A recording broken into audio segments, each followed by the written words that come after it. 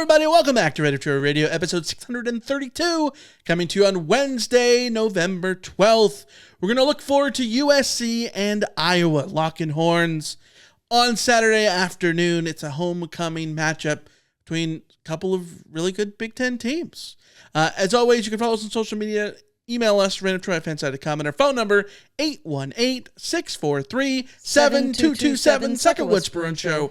I'm your host, Michael Castillo, joined along with the co-host here in the Rain Studio in Los Angeles, Alicia Deratola. Hello, everybody. Hello. It's a Wednesday. It really feels like a nice Wednesday, doesn't it? It's hump day. It's certainly hump day. This week went by so quickly. It really did. I know. Yeah. I know. In the blink of an eye. It's almost like it didn't even happen. Doesn't feel like Saturday night at all. No, right? Not even in the slightest. Yeah. It certainly doesn't feel. It's very much a Wednesday and not a Saturday night. Yeah, it's not Saturday night at 8 p.m. No. We didn't just see Cal beat Louisville. Oh, that was ages ago. Yeah. That was days ago, Michael. Yeah, that was a long time ago. Yeah. A big shout out to everybody, presumably in the chats. Rama Murdy, I think, is here. Cam is here. Kenny's here. Yeah. Anyways, as you can tell, this is a pre-recorded episode we're recording on Saturday night. We are currently out of the country. We're on a trip. We'll be back on Saturday, actually. We're literally flying back to LA in the middle of the game. So we'll be watching the game on airplane Wi-Fi, which will be stressful. So we'll see how that goes. But CarCast Saturday night, later Saturday night, not immediately after the game. So keep an eye on that. We'll put a little thingy, schedule a live stream on YouTube Saturday night. So look for that, probably around 9 o'clock or so. To talk about the USC Iowa game, but today, right now, we are previewing it with what we know. Lisa, let's just get right into it. SC and Iowa. Trojans meeting for the first time since the 2019 Holiday Bowl, the infamous Kedon Slovis gets hurt game. Everything was going so well, and then it was going so not well. His career was never the same after that. It was never the same after that injury. Yeah. I know a lot of SC fans look at that game as, a game where Iowa kicked SC's ass. They won 49-24. But I urge people to go back and watch the game, look at the stats and all that stuff. Iowa really could not stop SC's offense when Kedon Slovis was in the game. Mm-hmm. But then he got hurt and everything changed. Yep, things fell apart. And then SC gives up there's a kick return, all that kind of stuff. And once you do that, things go downhill quickly, especially against Iowa. This is an Iowa team that is the most prototypical Iowa team you've ever seen in your life. Really great defense. I mean, extremely Iowa. Extremely Iowa. Really good defense. On offense that is called an offense. This is a team. These are the rankings, the team rankings before the Oregon game. Number 1 in the country on fourth down defense. Number 1 in penalties. They don't make a lot of mistakes there. Number 1 in punt returns. They're going to beat you on special teams. Number 3 in total defense. And number 119 in total offense. So, that's a tough way to win games, but when you've got a defense that good, defense travels. They're going on the road to play the Trojans. SC has played similar opponents this year.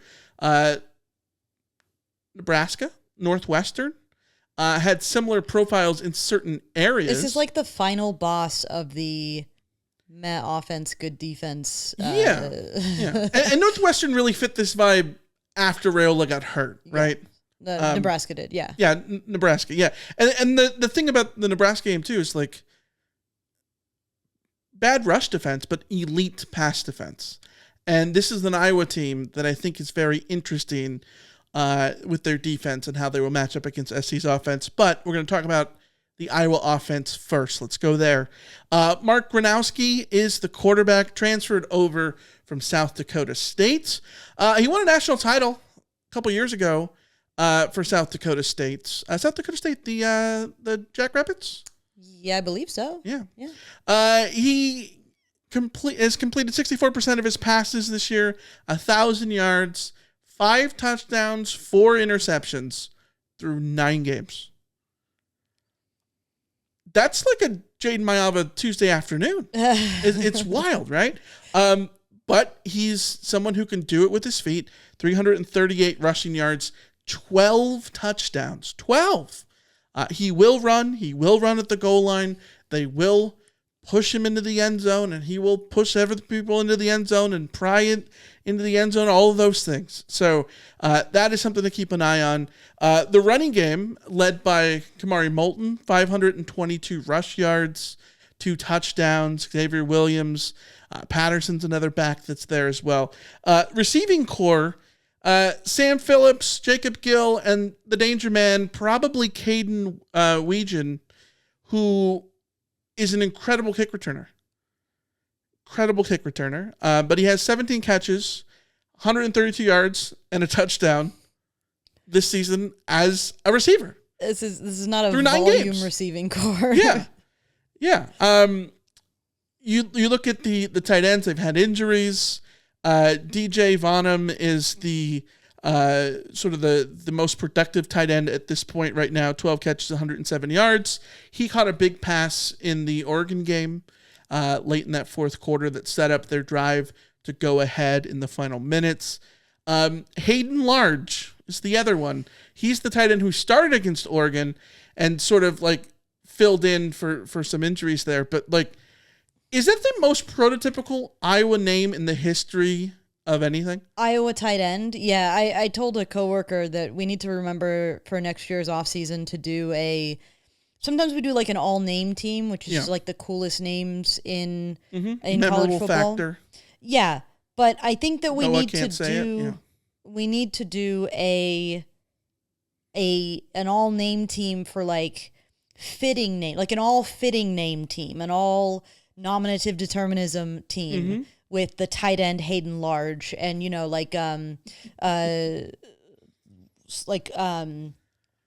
the there's a wide receiver with Nitro Tuggle? Nitro Tuggle, yes. There was remember A&M had a guy named Speedy Noyle? Yes. Yeah. Yes. Yeah. So yeah, there's a bunch of people out there with names that just feel like they suit their position, and I think that we need to go through and find them all. But Hayden Large is a large human being who has who's made some catches, and but the funny. So I was looking this up. Now, granted, the CFB stats haven't updated yet, so this doesn't represent the like receiving yardage or everything that. The numbers in our rundown are accurate, though. Okay, the numbers in the rundown are accurate. Okay. Yes. So against Northwestern, Mekhi Lemon had 11 catches for 161 yards, which is more yards than Caden Weegan has all season. Yes. And is 6 catches shy of leading the team catching total all season. Yeah. Sam Phillips, who leads Iowa in receiving yards with 216, has 13 catches. Yes. Mekhi Lemon on Friday night had 11. Yes. Yeah. So it's crazy. It's crazy. But this is an offense that has an exceptional offensive line. All 5 starters have started all 9 games, including Logan Jones and Jennings Dunker. Both those guys, first team preseason All Big Ten linemen by Phil Steele. They got a lot of hype before the year, and they continue to be really damn good. This is the number 1 offensive line in terms of run blocking, according to PFF. In terms of pass blocking, they are number 4. They run the ball really decently because of that, but it's also not Notre Dame. And I that doesn't mean that they're not going to have success. So let me explain this. But they don't have Jeremiah Love. Well, that's the thing. Like, they're 37th. Pre-Oregon, they were 37th in yards per carry, 38th in rushing yards per game. Number 1 back, Kamari Moulton, averaging 5 yards per carry. He has a PFF run grade of 79.8 going into the Oregon game. Like, good. He's a good running back. He's a really good running back. He is the danger man, but he's not as much as the danger man as SC has faced, when you really think of it, they faced like the murderer's row of running backs in the conference, and that'll continue next week when they go up to Eugene and play Oregon as well. But Michigan's Justin Haynes and Jordan Marshall, I think, better than Moulton. Jeremiah Love and Jadarian Price from Notre Dame, I think, are better. Emmett Johnson is better. Caleb Komalafe from Northwestern, coin flip. You might be better. Let's pick your poison there. The point is, though, that doesn't really matter that he individually might not be the superstar when you're running behind an offensive line that is that good. He's got a better offensive line than all of those guys, including the Notre Dame offensive line. And so he is just as capable of running for 160 yards like Emmett Johnson did, or combining with the other backs like Patterson and Williams to run for 300 like Notre Dame did. They have an offensive line that will just play bully ball. Can I tell you how sexy it is to log into PFF and look at the Iowa offense, and the top 6 players on offense are all in the 80 range, so like they're approaching like the blue color, and it's center, guard, tackle, tackle, guard, tackle. Including Jennings Dunker, by the way. So many Iowa-y names. Jack Doltzer, Trevor Luck, Logan Jones, Bo Stevens. This offensive line is it's great. It's very Iowa, and it is really funny because if you gave USC or most teams in college football this offensive line, they would do a hell of a lot more than average. What is Iowa? The 31-ish points that Iowa is averaging this year, which is a vast improvement over previous years. It's a vast improvement. Well, let's talk about that output. They are scoring a lot of points. They are 53rd in scoring offense, 53rd rather pedestrian. But like when you're Iowa, that's a big deal, right? Like this is a team that's a couple years ago, the offensive coordinator had like a point total threshold to like get over. Like this is their thing is that they don't score points, right? But they've scored a bunch of points this year. 5 times they've scored 34 points or more. They scored 38 at Rutgers, 37 at Wisconsin, 41 at home against Minnesota. All of those in Big Ten play. Each of those 3, though, greatly benefited from other parts of the game, which if you're an Iowa fan and you look at this, like that's the best part about this from the Iowa perspective is when your offense is not an elite offense, it is awesome to get the defense and the special teams to help them out. You got to win in all 3 phases. You can't just be incredible in one. SC knows this very well. See the Notre Dame game, for example, right?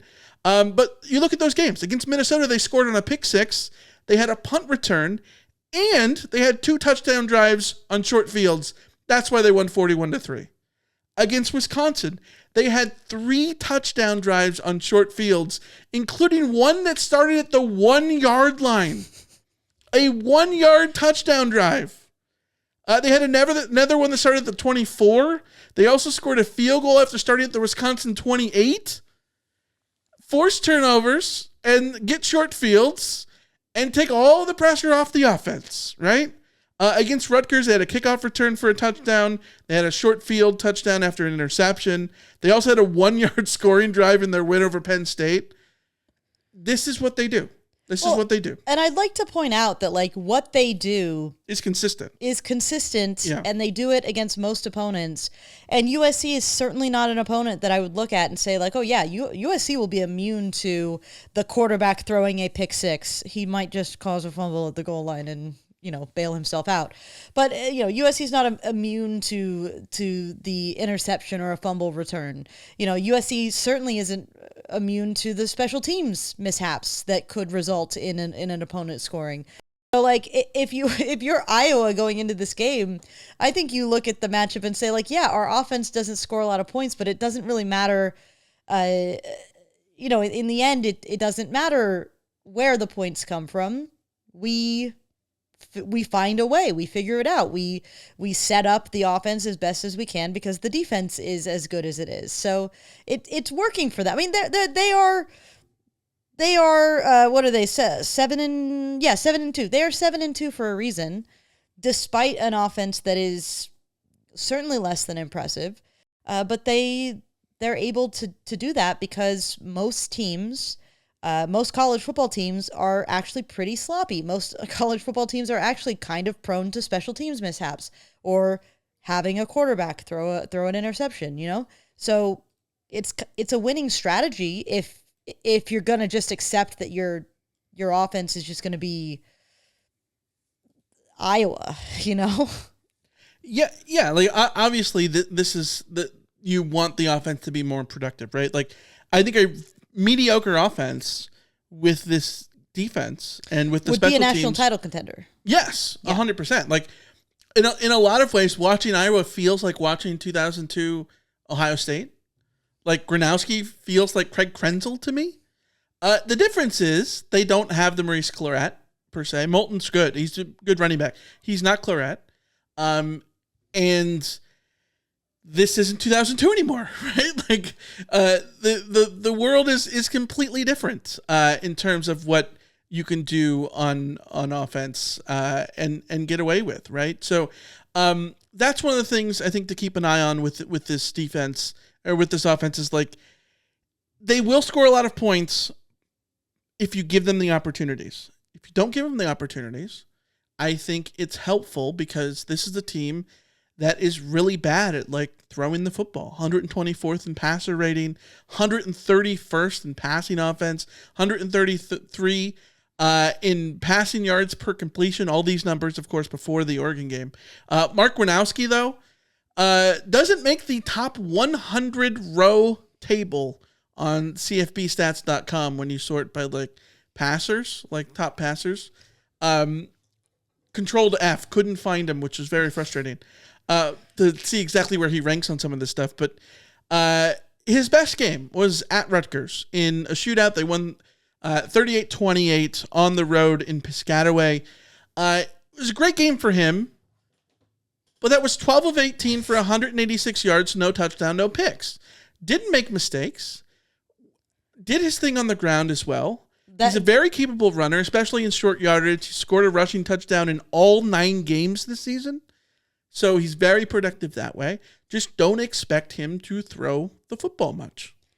Yeah, this is Iowa's offense is actually a window into my offense in CFB 25 circa. Oh, the first one? May. No. Like when I started winning at New Mexico State, or at Utah State, where I was just like, my goal in every game was just to not throw an interception, and so I just sort of started winning games with like 8 of 10 passing and just all runs.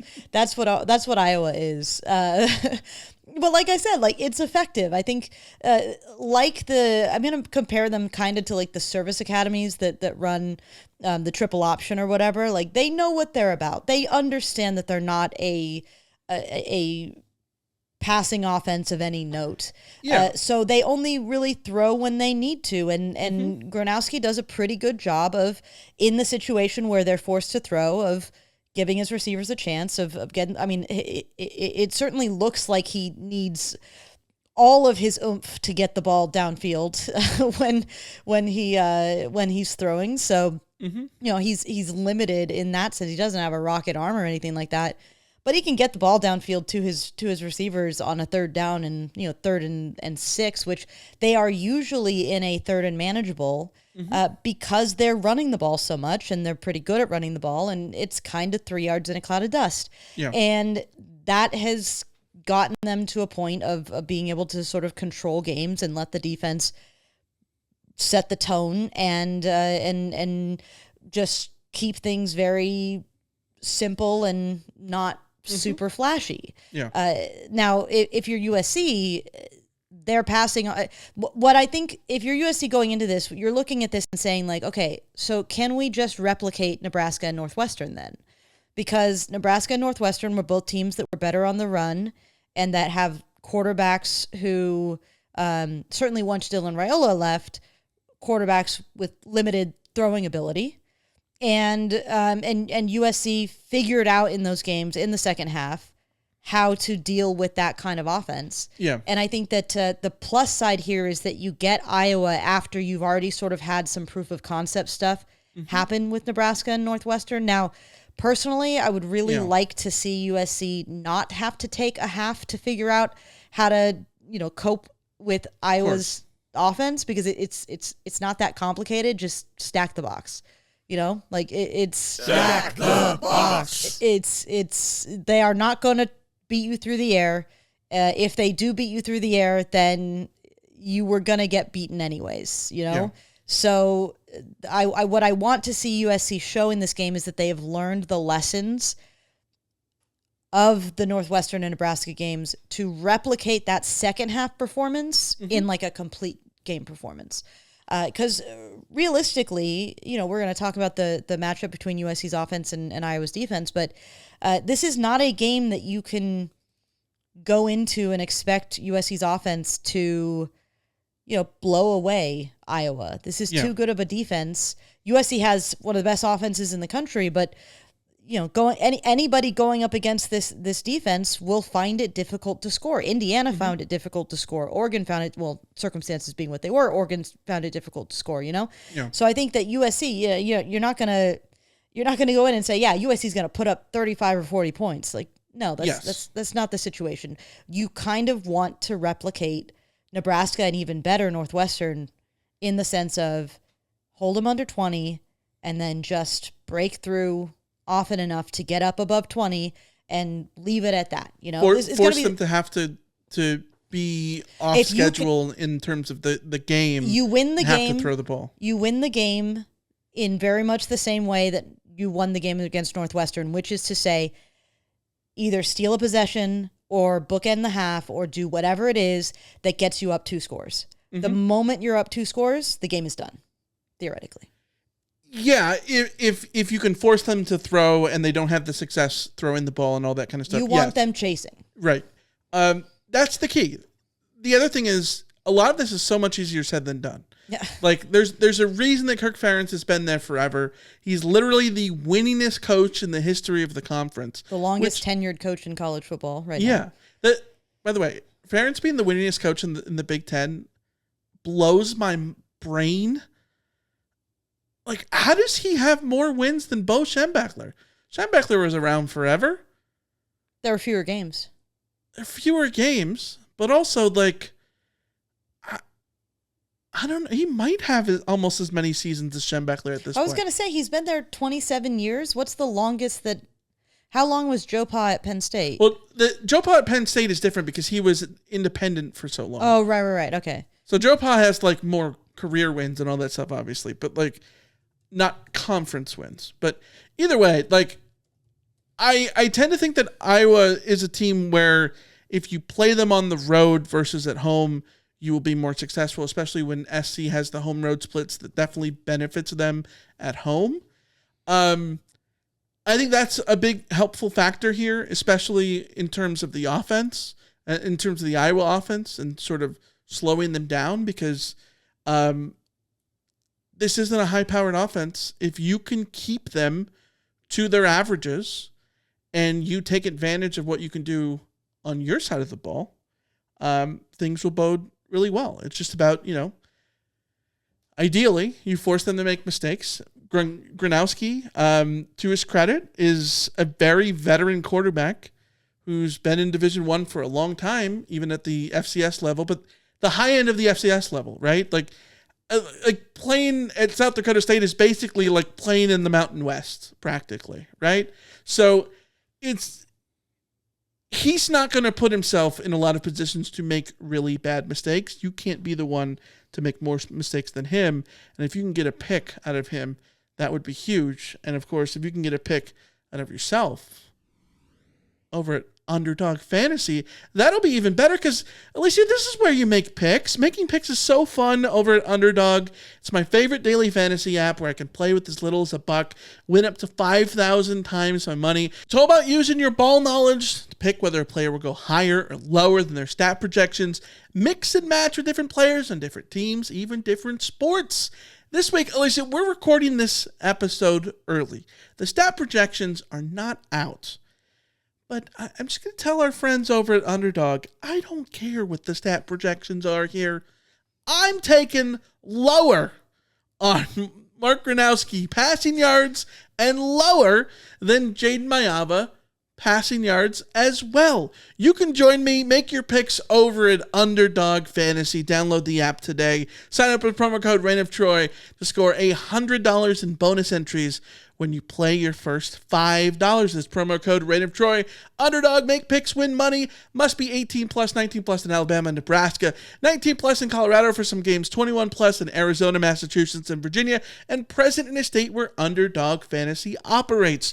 Terms apply. See assets.underdogfantasy.com/play and get terms _DFS_.html for details.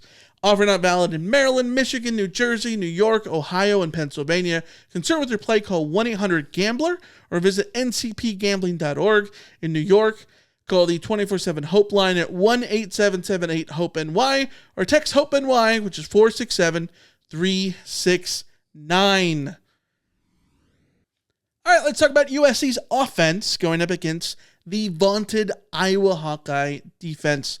Best defense USC will have played thus far. You buy that? Oh, yeah. Yeah, very much so. Yeah. Third in total defense, fourth in scoring defense are the Hawkeyes. The secondary, very, very good.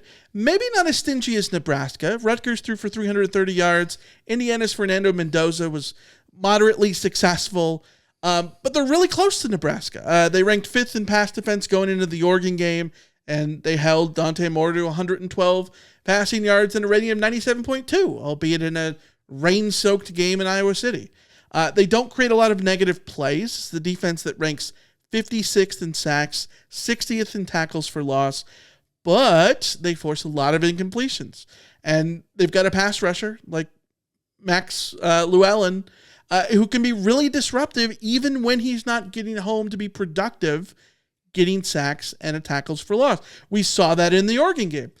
He deflected the ball at the line of scrimmage. That was huge for the Hawkeyes early on in that game. He's got 4 hurries and 4 PBUs on top of his 6 sacks so far this season. So Max Llewellyn, probably the guy that you're going to want to keep an eye out more than anything else on Iowa's defense at the defensive end spot. The rush defense for Iowa, excellent going into the Oregon game. The 8th in yards per carry, 10th in rush defense overall. None of their first 8 opponents could rush for more than 3.76 yards per carry. That was Penn State. They were tied with Georgia for the second fewest 10-yard runs allowed, and just allowed 1 carry of 20-plus yards. Insert the record scratch sound, which we don't have on the soundboard, but I feel like we should. We should. Yeah. All of that. I certainly can't do it. Yeah. I don't know. That was real bad. But did Oregon just prove that you can run on this Iowa team is a question. The Ducks ran for 261 yards on Saturday afternoon with all 3 running backs averaging for over 6 yards per carry. It was crazy at how consistent it was. It did not matter who was running the football. They were having the same exact success. Whittington, Davidson, Hill, all of them. 6.9, 6.5, 6.4 yards per carry. All of them just gashing. They had 7 chunk runs of 10-plus yards. 4 of those were handoffs up the middle. Dante Moore also had a 49-yard keeper for the Ducks. So, yeah, it's... What does this mean? Does it mean anything? It's because, like, I guess the reason I ask this is there a world where this could be like the Nebraska game, where, yes, you just see that this might not be a game where Iowa's going to throw for 350 yards. You're not going to have a lot of success through the air. They're probably going to have a really good shot to take away at least one of Lemon or Lane. But if you could just run the ball and run the ball effectively instead, like they did in the second half of the Nebraska game, and if you can use more of the run game with the quarterback with Iowa, like Dante Moore was very effective running the ball against them. Could they do that in this game? Because we've kind of only seen that in the Nebraska game, like very small little bits of like run focused stuff.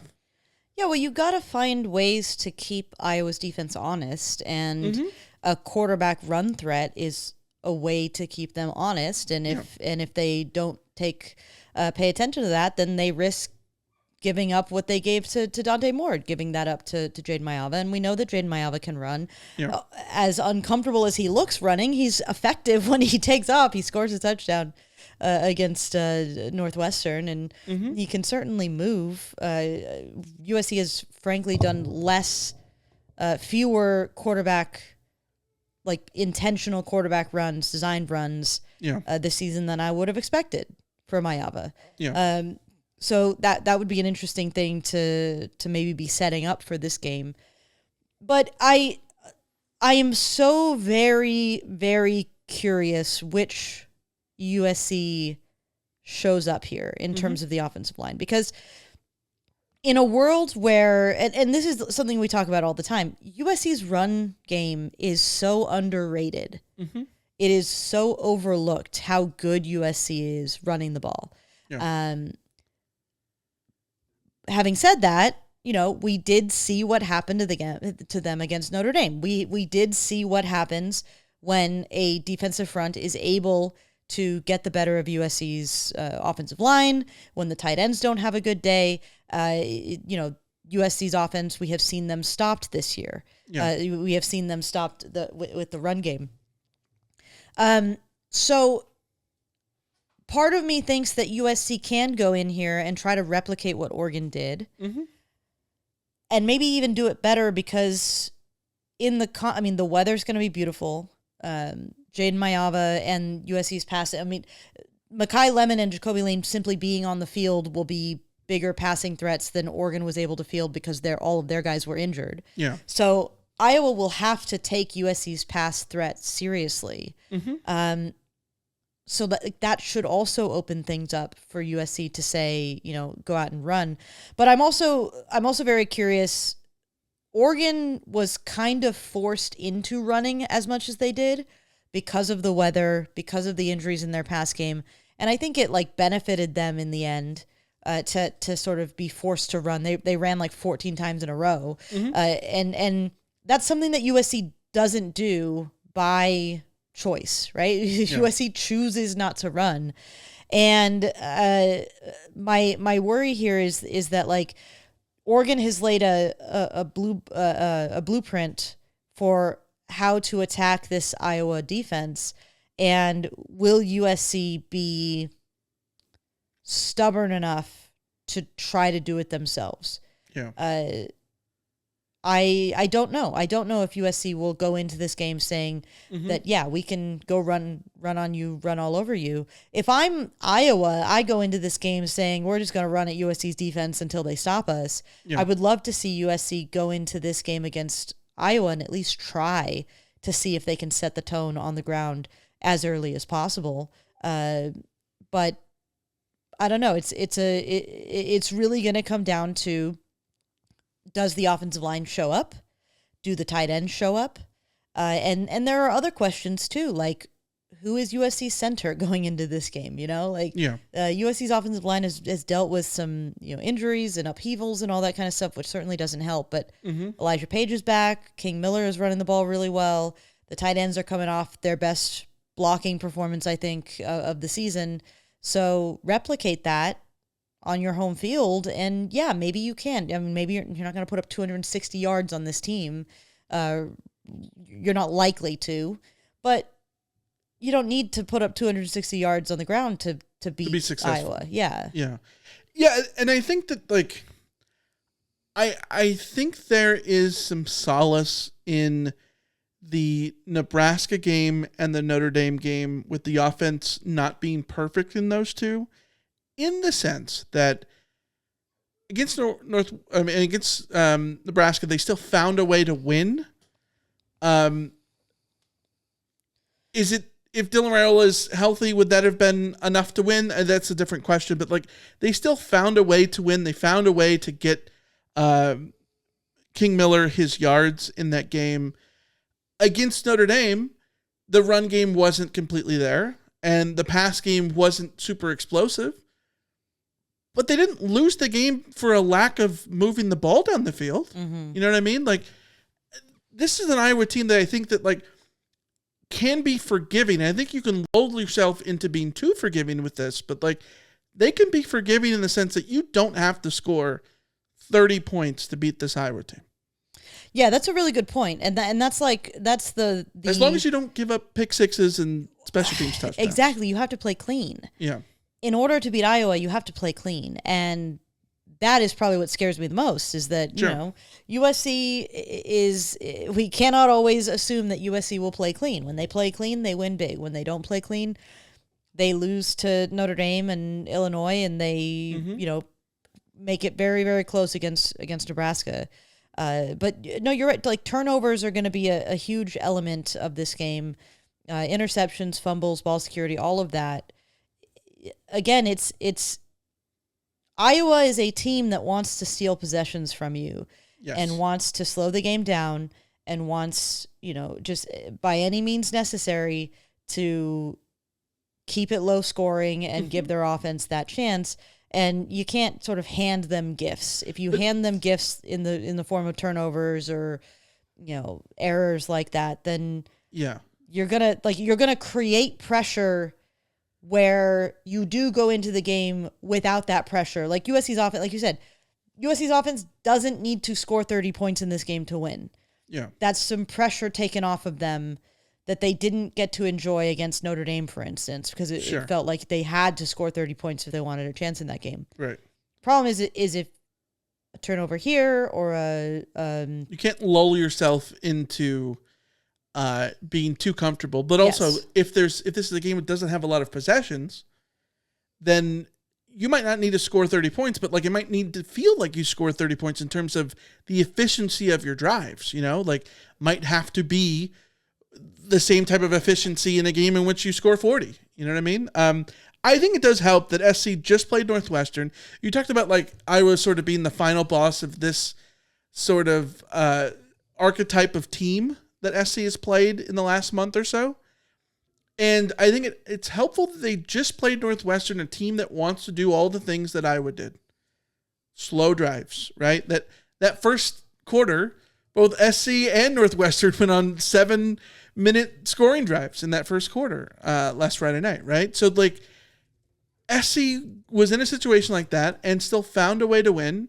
They played a game in which they knew that they didn't have to score 50 points to go win that thing, but also they were able to just be within themselves. You can say they played mistake-free solely because Mayava got his interception back, but you know, if that doesn't happen to a team like Iowa, they will absolutely make you pay, because Iowa loves nothing more than a 1-yard touchdown drive. So if that ball went out of bounds at the 1, that would have been the most Iowa thing ever for Northwestern to do. Yeah. So, all right, a lot of stuff to get to. Let's get to over/under. So you're going over. I'm going bold. Give me that over. I'm going under. I got to take an under here. I got 3 unders to take. I'm going to do an under here. All right. Before we get to the over/unders, which you can see on the screen up here, if you're watching on YouTube, results from the Northwestern over/under. You and I both were real bad, 2-4. Vince in San Diego, big ups. The only Rotbot that went perfect, 6-0. Yeah, I definitely didn't go perfect. Yeah, you and I went 2-4. Vince in San Diego went a perfect 6-0. Vince in San Diego now number 1 for the season among the Rotbots. Second place is HH and HB. And third place is a 3-way tie between Jay Vandy, Nathan Whittier, Stephen Shad, and John Clown. So keep playing over under. Hit the link in the show notes and the description and the doobly-doo. Have fun with us because we're enjoying playing over under along with you guys. Let's go to the first one. Over under 39.5 Iowa rush attempts. The Hawkeyes are averaging 38.8, but they just had 43 against Oregon in the rain. Both Notre Dame and Nebraska ran at least 40 times against SC. Will Iowa do the same? 39.5.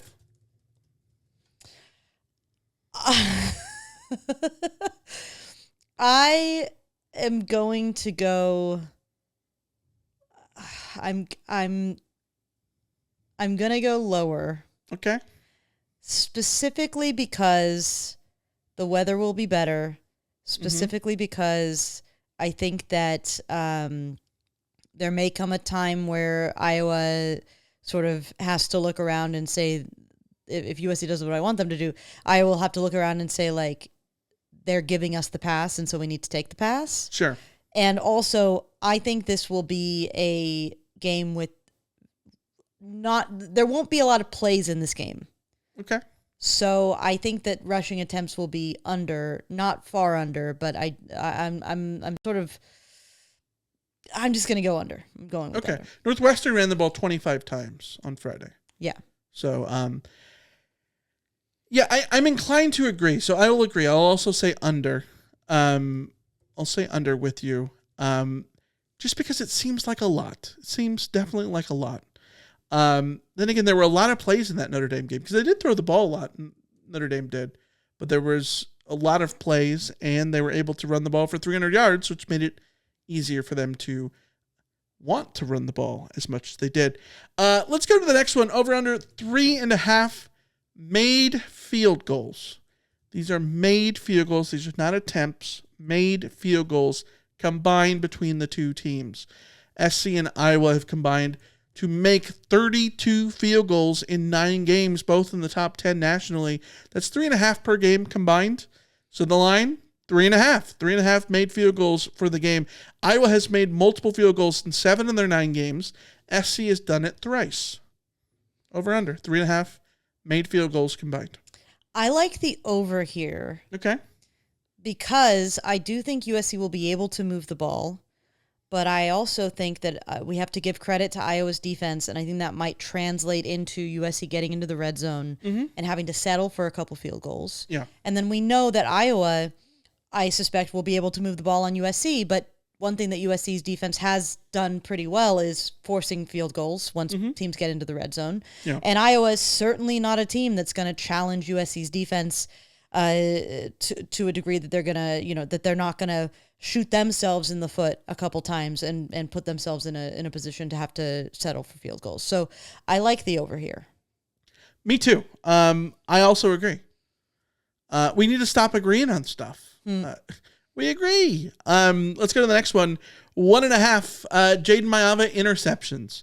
After not throwing a single interception in his first 4 games, Mayava has thrown exactly 1 in each of the last 5 games. He has not thrown more than 1 in a game. Iowa has forced at least 1 in all 6 of their Big Ten conference games. They had 3 against Minnesota a couple weeks ago, which is why that game was so lopsided. 1.5 is the line. So will it be 2? Will Iowa's propensity to get 1 and Mayava's propensity to throw 1 combine for 2 is the question. I'm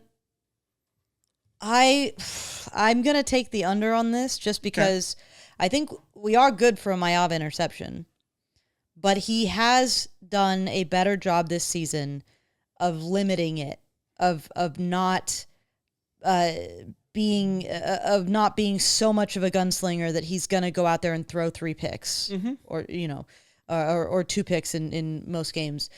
He did get a little lucky. I think he has had the bounce go his way a couple times here. That maybe last game he could have thrown 2 interceptions if one of those. Wait a minute, hold on. He did throw 2 against Notre Dame. Yeah. Yeah, I said he hasn't. He did. Oh. But because one of them was the desperation one that my brain just doesn't doesn't register. count. Yeah. Well, I mean, it counts, but It counts, it but, doesn't count. So yeah, I think that he has done a good job of sort of reeling himself in. So he might throw one interception. I think the chances are he won't throw two. Okay. I think you made my point for me again. We're just going to agree on everything. Even though, look at the lines coming forward. I'm pretty sure we're not going to agree on all of these. But we're saying under, over, under. We all agree on the first three. Let's get to the next one. Over under 4.335 USC rushing yards per carry. Iowa had not allowed a team to go over 4 yards per carry until Oregon had 7.3 on Saturday, which was nuts. SC has struggled at times against teams. They had 3.7 yards per carry against Illinois, 2.3 on the road in South Bend at Notre Dame. However, the game is played at the Coliseum. I don't know if you've figured that one out. And USC is number 1 nationally in yards per carry at home at 7.3, coincidentally, the number that Oregon ran on Iowa.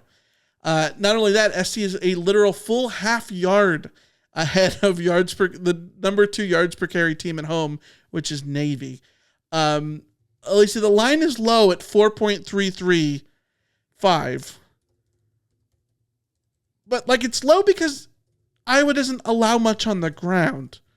So I feel like if SC runs for 6 yards per carry, it's going to look like this was a stupid line. But I don't know how else you could put this line. I am so torn. I'm so torn. I hate this line. I hate it. Okay. Means it's a good line. I know. Because USC can run the ball. They can. Mm-hmm. They can. The offensive line has done a really good job. The running backs are doing a really good job. Yeah. I mean, King Miller is the greatest thing in my life right now. But I remember Notre Dame. And I'm not sure. So then I'm I'm doubting myself. But those were on the road. Mm-hmm. So, is it just a home thing? USC feeling good at home territory. I'm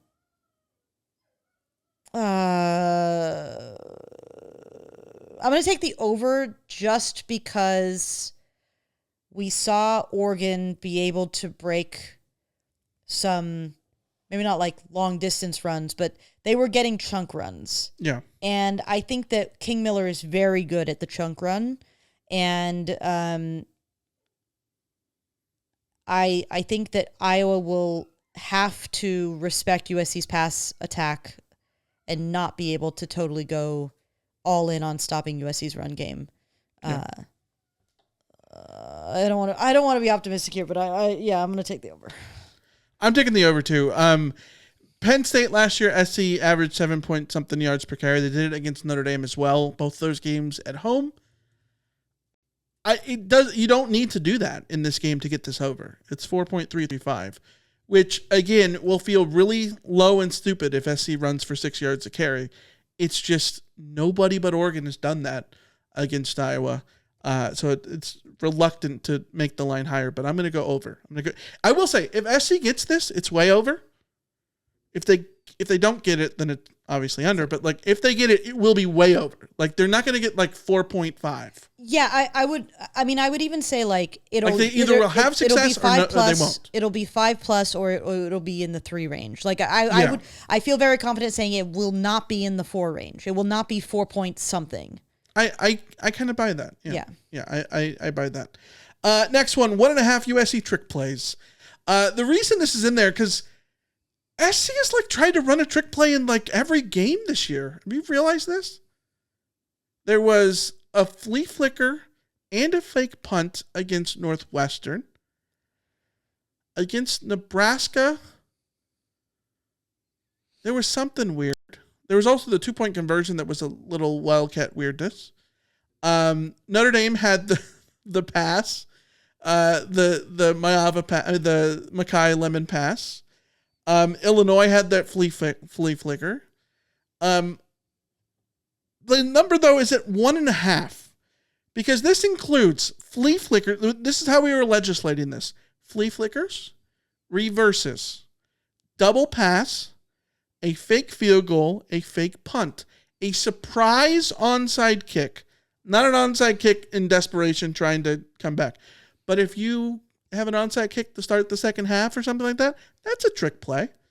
And then at our discretion, weirdness in the Wildcat. And the reason that I say this, if it's a Wildcat run where the handoff is just to, I mean, it's a snap to King Miller and he just runs forward. Yeah. That's not a trick play.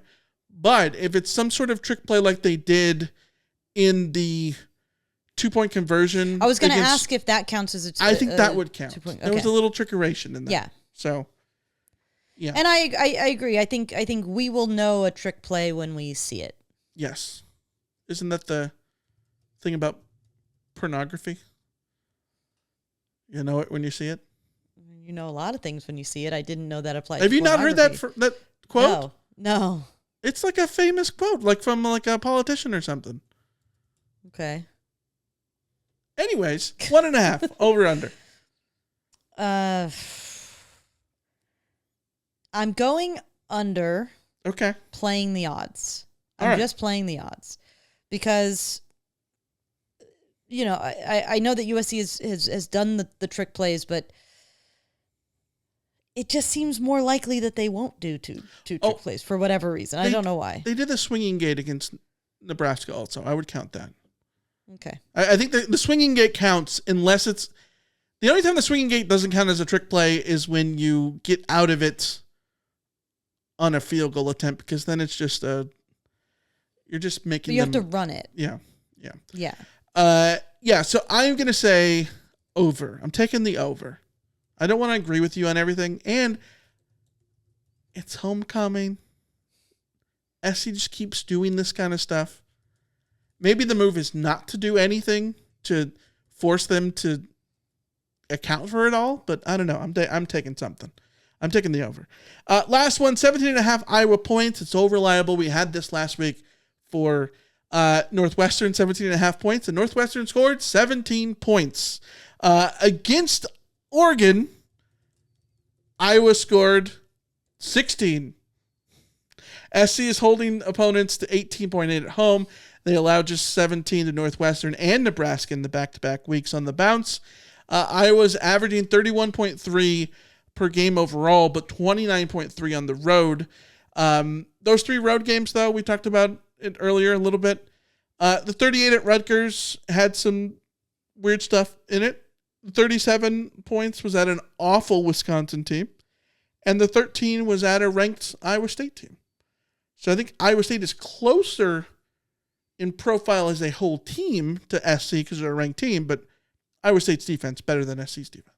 So take that for what it's worth. But 17.5 points for Iowa. I'm going to take the over here. Okay. And that is because I think that Iowa will score a non-traditional touchdown. So whether it's a special teams situation, a block punt, or an interception return, or a Scoop fumble and score. return, or something weird. You know, something weird. They're going to score a non-conventional touchdown. Okay. And I think that if they come into this game and decide they're going to run the ball and really challenge USC's defense, I think they'll be able to move down the field. And realistically, there's probably room for a broken play somewhere where they break off a long run or something. So they're going to find the end zone once or twice, and then or settle for a few field goals and sort of get in the 14-point area.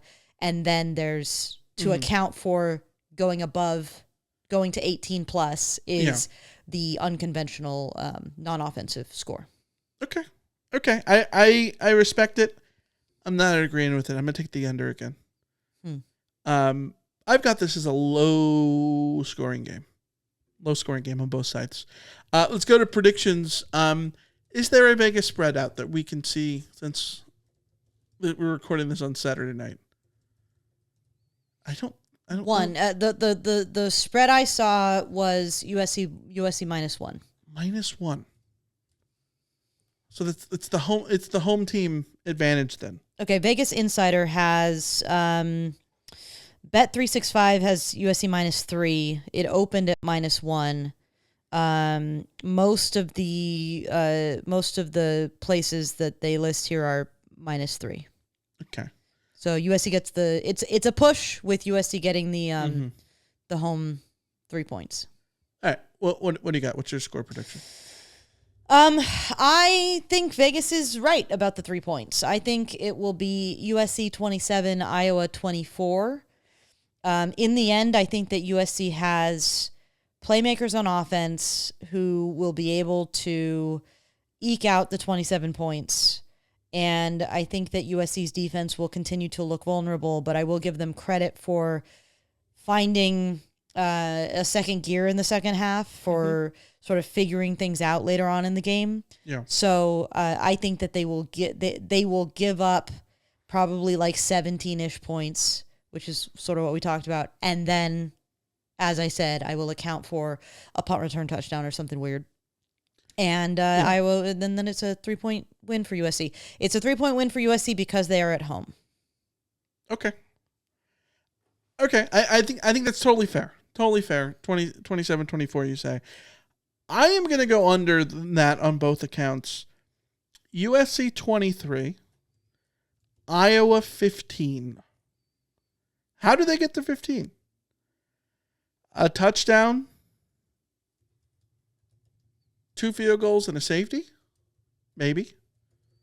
Maybe there's a 2-point conversion in here somewhere for some reason. I don't know. Maybe it's just 5 field goals. I don't know. The way I see it is both teams are going to have to settle for field goals in this game, which is why I took the over on the field goals.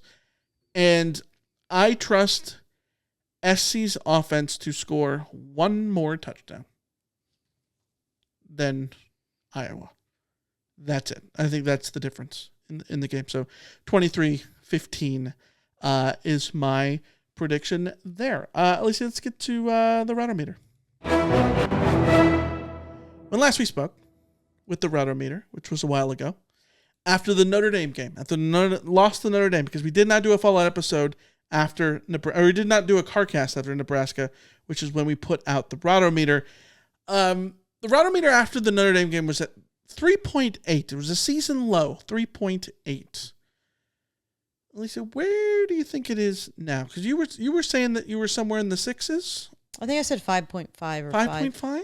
Okay. On the CarCast. I think I'd be at like, I think I said 6.75 or 6.5, 6 point, something like that. 6.66. Yeah, you said 6.5. Okay. We'll say 6.5. Okay. Where do you think the Rotbots are? I think the Rotbots, I don't know, because Twitter's being absolutely defensively insane. People not happy with where you were. People are very defensive. That's I have some tweets ready to go up about just like, I feel like people are projecting very hard onto the things that I say. Like they are projecting their own misgivings and their own doubts onto things that I say that are not meant to be big picture, that are not meant to be, drawing a line in the sand, Sure. know? So what do you think the Rotbots are at then? I think the Rotbots, they were at 3.5. They were at 3.8 after Notre Dame. Okay, I think they're going to be up around 5.5. Alicia, the Rotbots. Let's go. Up here, up, up, up, up, up, up, up, up. Right there. Sorry, 7.33. I thought it was 7.88. 7.33. I misread. I can't read. 7.33. So let me lower this. All right, I get it. I get the 7.3 because if you had asked me at the start of the season if USC was most likely to end up at 9-3, then I would probably say my Rotometer was in the 7s range. So, yeah, I think that makes sense for the Rotbots. I think they are also overreacting to a win, which by all means, enjoy. I wish we had the data after Nebraska. Yes. Yeah, exactly. Because you're right. This is a reaction to two different wins. So sort of go up a couple notches and then go up a couple notches. So, I get it.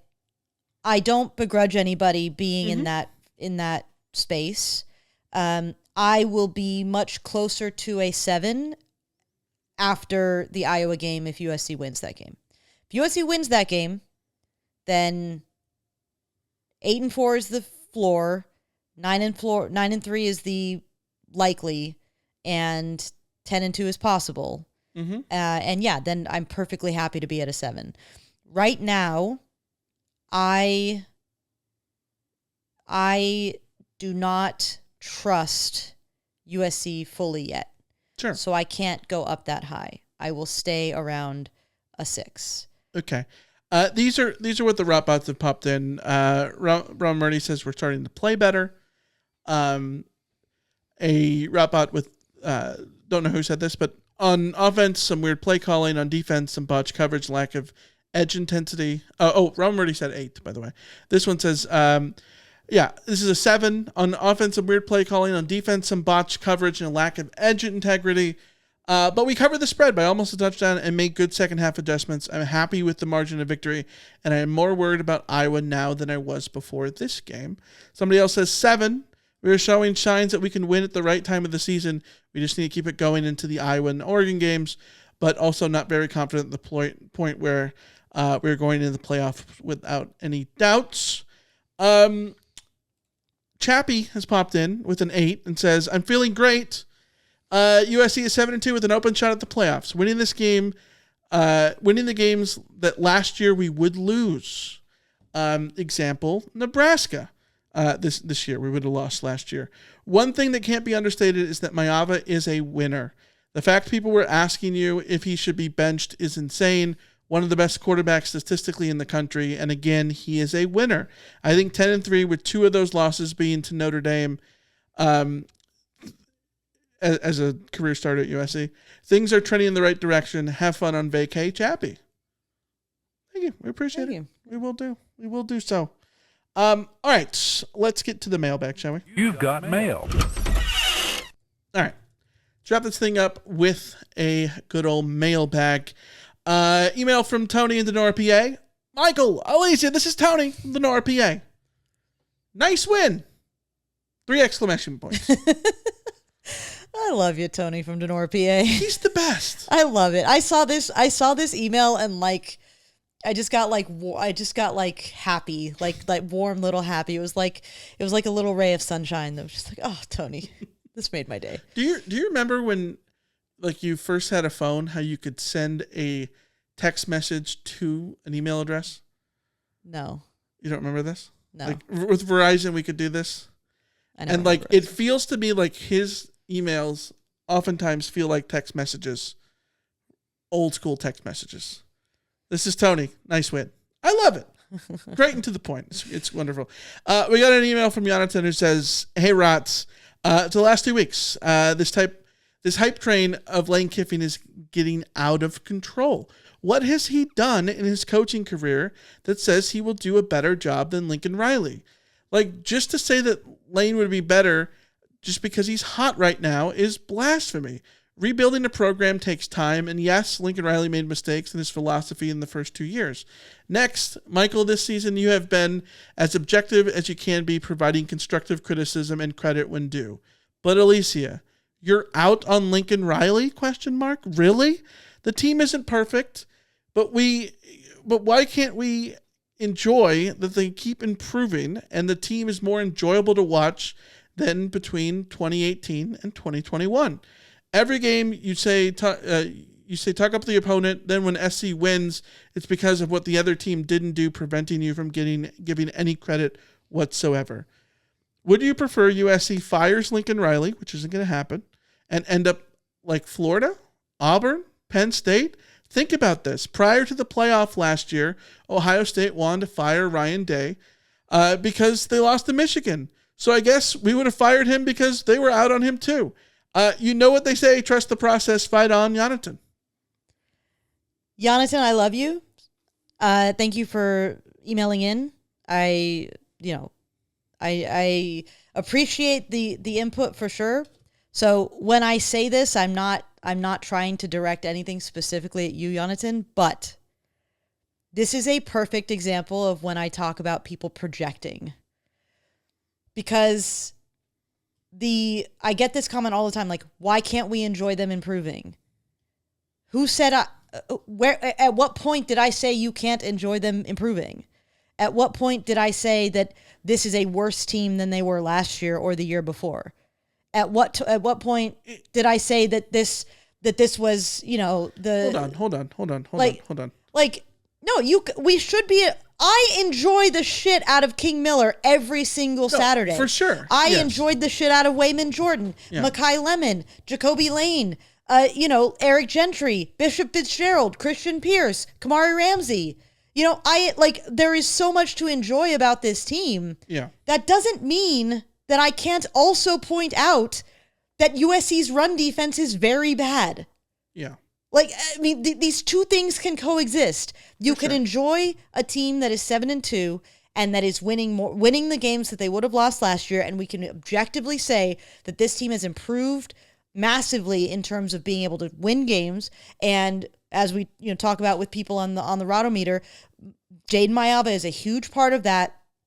The progression of Jaden Mayaba has been absolutely massive for USC. It's why USC is in this position. Mm-hmm. We can say all those things while also acknowledging that USC's defense is nowhere near where it needs to be competitive. Yeah. That USC's run defense in particular is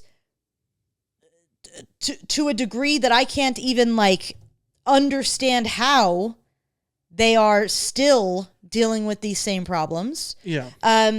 We can be honest and say that USC's secondary is shaky. We can be honest and say that USC special teams is shaky. We can be honest and say that Lincoln Riley did a stupid play call or did a great play call, or that USC adjusted really well in the second half, or that USC didn't have a good game plan to start in the first. All of these things exist, and none of them are saying that you must be sitting here with a cloud raining down on your head. It just means that we are acknowledging that this is a fact of a thing, and this is also a fact of a thing. You can absolutely love a meal while also acknowledging that maybe this particular area of it was too spicy, or you would have preferred a little bit more seasoning on the thing. That doesn't mean that you're sitting there saying this is a trashy meal and I'm having a terrible time. No, you can it's okay for you to say you can acknowledge all of these elements and enjoy yourself along the way. It's so frustrating to me because I'm getting inundated with, and I'm projecting now too, so fine. Yes. I'm getting inundated on Twitter, reminding myself why I scaled back from Twitter, of people just going you're a negative Nancy and you're the most negative person and how dare you be mean to USC and all these things. And it's it's like the CarCast. I would love to go through the CarCast and by a minute-by-minute accounting, how long did we spend being negative about USC and how long did we spend praising USC? I would wager that on that CarCast, which I will admit was probably one of my more negative CarCasts of the season, I would wager it was 75% praise. So again, it's okay. So I'm negative. So I'm I'm not enjoying them improving. No, that is absolutely not where I'm out. And yes, I'm out on Lincoln Riley. That doesn't mean I think he should or will be fired. That I don't think USC should fire him. I don't think USC will fire him. I am not putting faith in somebody that has not earned my faith. That's it.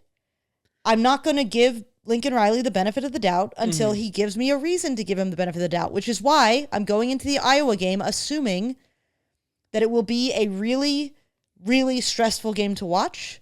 And I am going into the Oregon game thinking that USC is as close to guaranteed a loss as I have ever felt in 20 years of being a fan.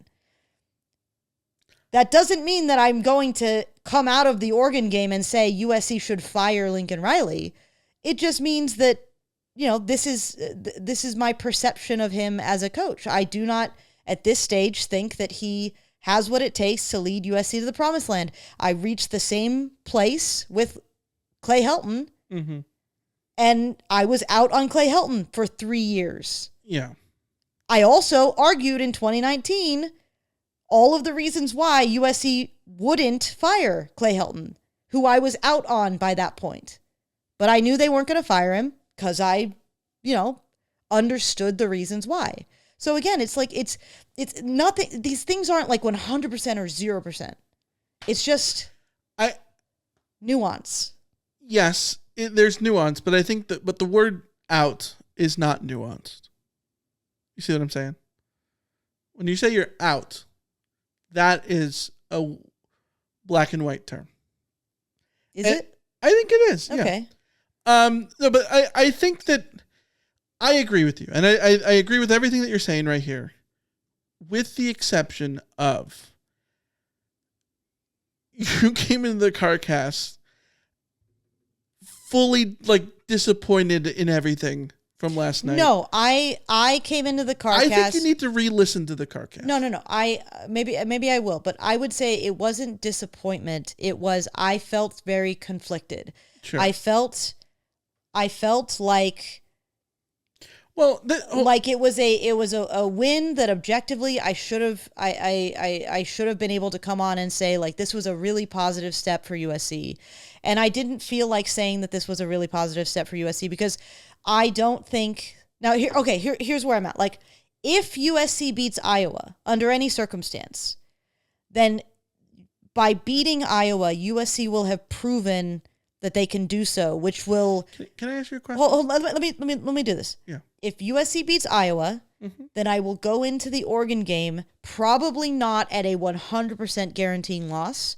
I will have brought that down a little bit to acknowledge because if USC can beat Iowa, can find a way to beat Iowa's defense, then yes, USC's could theoretically, if they figure out the road thing, which is a bigger issue that I can't really unravel from this, but if the road thing suddenly clicks, if Nebraska was their moment of like, okay, we can win on the road and it's chill, and they prove that they can beat Iowa's defense, then they could go into Oregon and win. It's still not likely, but they could. That will be a sentiment that is dependent on USC beating Iowa. Beating Iowa will tell me something about what this team is and isn't. I think where I came out of the Northwestern game was nothing about that game gave me any insight into whether or not USC is capable of beating Iowa. So I came out of that game in the CarCast just going like, okay, yeah, See, USC I think won. that's a crazy take. That's Crazy. where I'm at. If you want to say that there was nothing about that game that says they can beat Oregon, I think that's a different story. But to say that with Iowa is crazy to me. They're the same profile of team. So No, they're the same profile. They are not the same team. No, but they're the same profile of team. No, but Iowa is Northwestern on crack. No, yes, I get that. But like it's the same profile of team. So SC just showed that they can beat that profile of team. And so like no, SC just showed that they can beat a team that has an offense that's in the 50s and a defense that's in the 50s. Like Northwestern's defense is not even in the same stratosphere as Iowa's defense. SC beat a team by 3 scores that the Vegas line said it was 14. Like yeah. So USC beat a team. Here's my question. USC beat a team that they ought to have beaten by double digits. Yes. That's fine. Yes. Here's my question for you. First of all, this is a USC team that doesn't do that a lot, by the way. Well, and that's why I wanted to give them credit. And that's why I wanted to acknowledge that this team is winning games that they didn't win last year. But I will also acknowledge that the games that they didn't win last year, they shouldn't have not won them. Like, we can't scale things back to, well, USC's a D student, so when they get C's, we're still happy. No. This is my parents saying they didn't. This is my parents looking at me and saying, just because you got a D in biology and had to go to summer school doesn't mean that it's okay that you got a C in whatever next class. No, they still knew I was capable of A's, and therefore they expected me to perform and get those A's. I hear you, but I think that analogy is a little played at this point, to be honest. I will say no analogy is perfect. I think the better analogy there is last year SC kept stubbing its toe. This year, for the most part in those type of games, they're not stubbing their toe. Now, is not doing a negative a positive? In a lot of ways, no.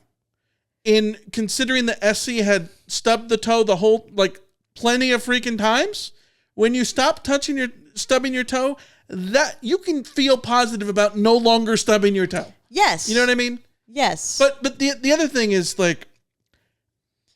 let's just say hypothetically, and I know that I guess you're gonna tell me I'm guessing you're gonna give the answer that it doesn't matter because you've decided that Northwestern and Iowa are on complete different spheres. No. I've just said that USC beating Northwestern didn't make it more likely in my head that USC was going to beat Iowa. Yeah, which is a crazy statement to say. But anyways, the point is, first of all, not beating Northwestern the way that they did, I think is a sign that they can have success against Iowa. Yeah. Anyways, my question disagree. is, let's say that SC beats Iowa the same exact way. Same exact. Yes. It's the same exact game.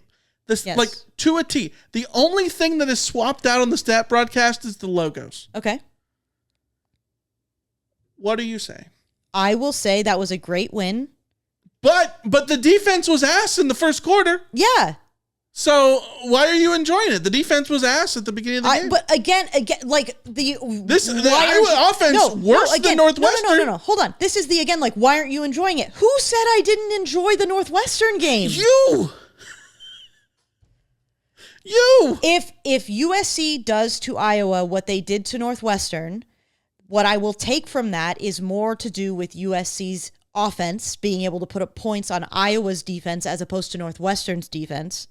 While also looking at USC's defense, I will look at USC's defense and say, you are what you are, but at least you are now 3 games in a row not giving up points in the second half. Mm-hmm. Which means you are what you are, but you are moving in the direction. You are still moving in that direction. Yeah. But it's still it's a completely different ask because Iowa is a significantly better team than Northwestern. So, I don't think that you saying, if you said that... They're a better team, yeah. But they're just in the same profile of team. Yeah, but the profile doesn't matter. No, but I think that it's not that it doesn't matter. I think that beating an air raid team, that a shitty air raid team by whatever, doesn't mean that you're going to do... that any of that's going to translate to when you play, Lincoln Riley's Oklahoma. It's a Northwestern team that took Nebraska to the last couple plays of the game. Nebraska's not a great team, so I don't know what SC didn't beat Nebraska like they beat Northwestern. Well, yes. Yes, you are proving my point. Am I? Yes. I'm just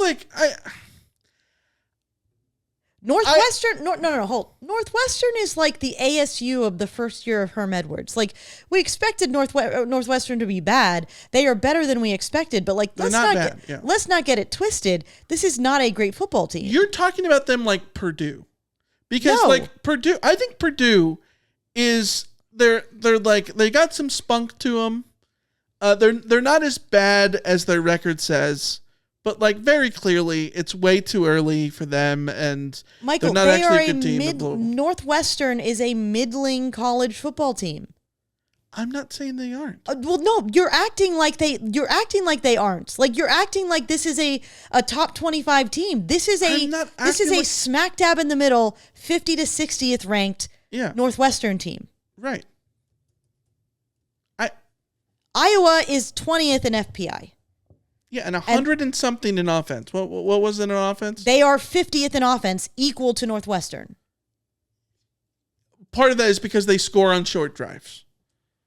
I like the metrics. They're 56th in offense. Okay. I'm saying fifth here in, is, and 5th in defense. Okay. Northwestern is 60th in offense and 60th in defense. These are not the same. They might be the similar profile, but they are not the same level of team. It make a huge difference to me seeing USC replicate this performance against Iowa. I think there is inflation of Iowa also. Yeah, that's fair. Like this is not the best Iowa team we've ever seen. No, but they're a really good defense. Yes. And they're an offense that can run on USC based on everyone else we've seen run on USC. Yes. Yes. My point is I do not expect USC to beat Iowa the same way that they beat Northwestern. If I am proven wrong, then I will be very happy about that. Okay. But I was talking to somebody on Twitter today. There was like, we shouldn't worry about Iowa. I was like, yeah, we shouldn't worry about Iowa. But I'm pretty sure we're going to be sitting there on Saturday worrying about Iowa. Okay. My main takeaway to Jonathan's email is and this isn't about what Jonathan said, but more so like the scope of like what you're talking about. We've got a bunch of comments on YouTube, and the comments on YouTube are completely on the opposite spectrums of things. It's along the lines of what Jonathan is saying in that, Alicia, what's wrong with you? Why are you so negative? And then the flip side is, there was a comment that was like, finally, a USC podcast that actually says it like it is. She's not cherry coding anything. Like, you know what I mean? Like, but like, I want everybody to like stop with this the extremes of one side or the other, and like and understand that it's less about that the extremes exist. It's always funny to me that the other side acts like the other side like is in an unfathomable position completely. You know what I mean? Like, and there's Jonathan's thing is not overly extreme, by the way. So like, I'm not saying that. No. It's just what's in front of us, which is why, all due respect to Jonathan, we love you, and I'm not personally going after you. You're responding to more stuff on Twitter, and YouTube comments and whatnot, But like, it always is. It's very interesting.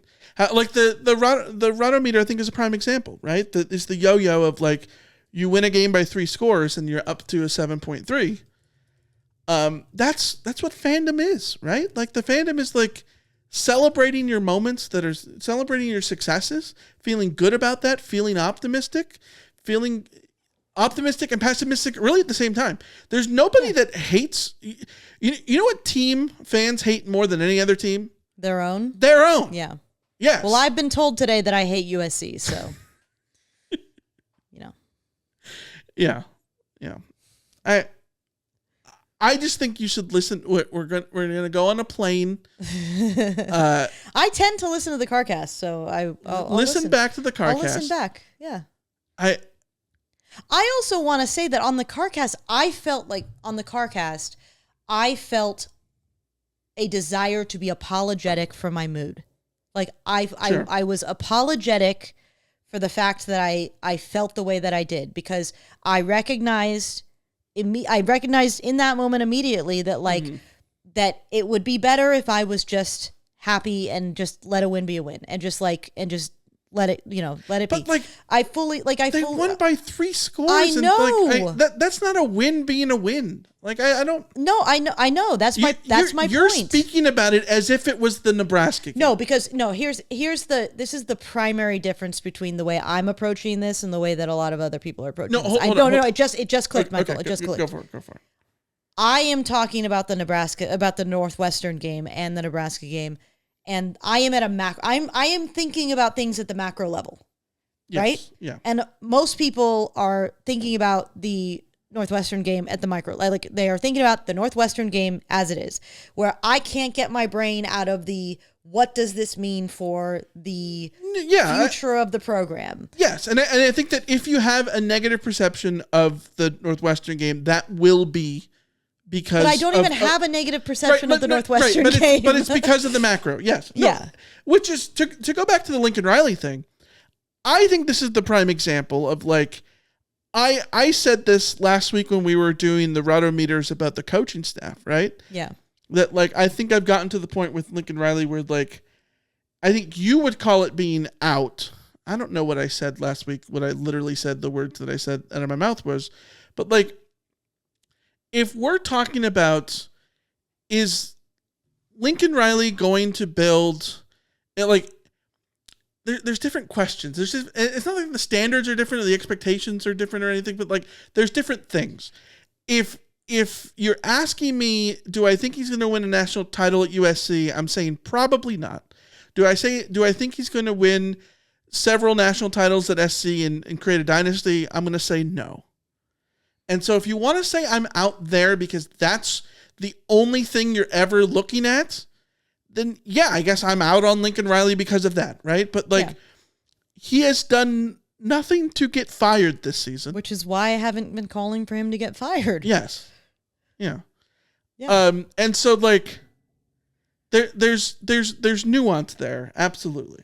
There's absolutely nuance there. And like, I do feel like they're trending in the right direction. Absolutely. Oh, yeah. Okay. They are trending in the right direction. Absolutely. Yes. Yeah.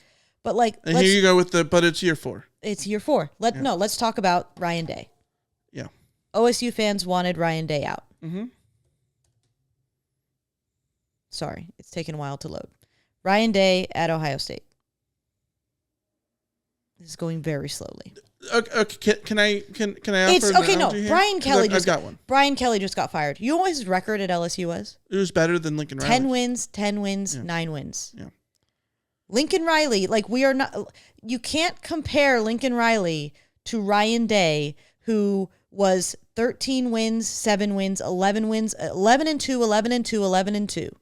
Before he gets his national title. If the question is national title, if Riley was in 10-win purgatory, yeah, then I would be having a very different feeling about this. I would probably be, well, you might just stumble into it with the right quarterback about the national title. But yeah, Riley is not in 10-win purgatory. And I am not one to say that like the cupboard was so bare that he has to rebuild this program from the ground up. The cupboard was not that bare. They flipped the roster in 1 year. The year 4 thing to me does matter. Yeah, because in year 3 you shouldn't have been dealing with the pitfalls that you dealt with in year 3. Like the USC's inability to win those games, that was year 1 and 2 problems. Yes, I thoroughly agree. My only issue, though, with the it's year 4 thing is like, at some point you need to stop counting years. At some point you just need to look at what has happened and what is going to happen. And because next year is, but this is year 5. But this is like, there's no, I don't know where I'm going with this, but like, it's just like this year and last year, like it's not really different from year 3 to 4, like in a grand scheme of things. So what does it matter that we're saying it's year 4 versus year 3? Like what does it actually matter? It matters. Yeah. It matters because you have put the stamp on your program. Like the program is a reflection of you. It's no longer a reflection of the previous staff or the previous culture. Yes. It is a reflection of you by year 3. Right. Yes. So when I say year 4, I mean the reflection of the program is one that is. But that was the case last year too. So which means that there's no difference between 3 and 4. My point. That's what I'm saying. That's my point. But when you say year 4, you're talking like, because we're even a year beyond year 3. I guess what I'm saying, like, this is Lincoln Riley's program. Like, yes. So like, we don't need to count the years anymore. That's what I'm saying. Like, it is what it is. No, because you get a benefit of the doubt in the first couple of years. And I might even give you. We're beyond the benefit of the doubt. And I might even give you benefit of the doubt in year 3, depending on what your personnel looks like because of graduations and all that kind of stuff. Sure, but like this isn't a benefit of the doubt year. This is not a benefit of the doubt year. No, which is all it needs to be. Which is why, which is again why, like, we are beyond the benefit of the doubt year, right? So why are people judging USC as though like 8-4 is an acceptable outcome? This is not a benefit of the doubt year. You should already be in the 10-win range. Why are you not in the 10-win range? That's why I'm angry. But this is the nuance that I find frustrating. Yes. Because, yes. Is it unfair for me to think that USC should be in the 10-win range under Lincoln Riley at this point? No. Well, that's where I sit. That's why I am out, well, as it were. But also, they could win 10 games this year anyway. They could, and if they do, then that will have earned a lot of my trust back. Yes, I guess. But you aren't predicting that, and I'm not predicting that, Michael. No. What I'm saying is, I agree with you that, just because they went 6-6 last year doesn't mean that you need to only look at them as a 6-6 team, because they shouldn't have been 6-6 last year. And so when they improve on 6-6, they're just doing what they already should have done. I agree with that.